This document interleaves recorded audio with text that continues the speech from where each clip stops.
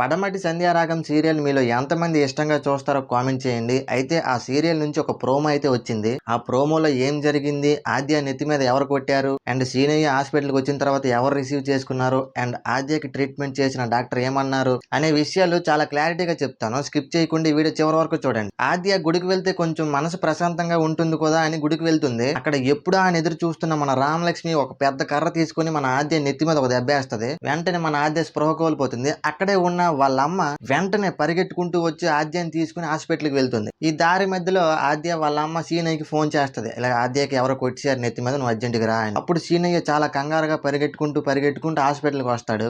వచ్చి కంగారుగా డాక్టర్ని అడుగుతాడు, సార్ ఏమైంది, సార్ ఏమైంది అంటే, డోంట్ వరీ అమ్మా, ప్రమాదం ఏమీ లేదు, అంత బానే ఉంది అని డాక్టర్ సమాధానం చెప్తాడు. ఒక 2-3 అవర్స్ తర్వాత ఆపరేషన్ థియేటర్ లోపలికి వెళ్ళి ఆద్యని అడుగుతారు సీనయ్య అండ్ వాళ్ళ అమ్మ, ఎవరమ్మా నీ నెత్తి మీద కొట్టారు అని అడిగితే అప్పుడు ఆద్య చెప్తుంది, నా అనుకునే వాళ్ళే నా నెత్తి మీద కొట్టారమ్మా అని చెప్తుంది. దీంతో సీనయ్య డబుల్ రెట్టింపుతో షాక్ అవుతూ ఎవరు కొట్టారు అని అడుగుతాడు. ఇంకెవరు కొడతారు, రామలక్ష్మి తప్ప, రామలక్ష్మి నా నెత్తి మీద కొట్టింది అని చెప్తుంది. దీని తర్వాత సీనయ్య అండ్ ఆద్య ఏం చేయబోతున్నారో మరి మీకేమైనా తెలిస్తే కామెంట్ చేయండి.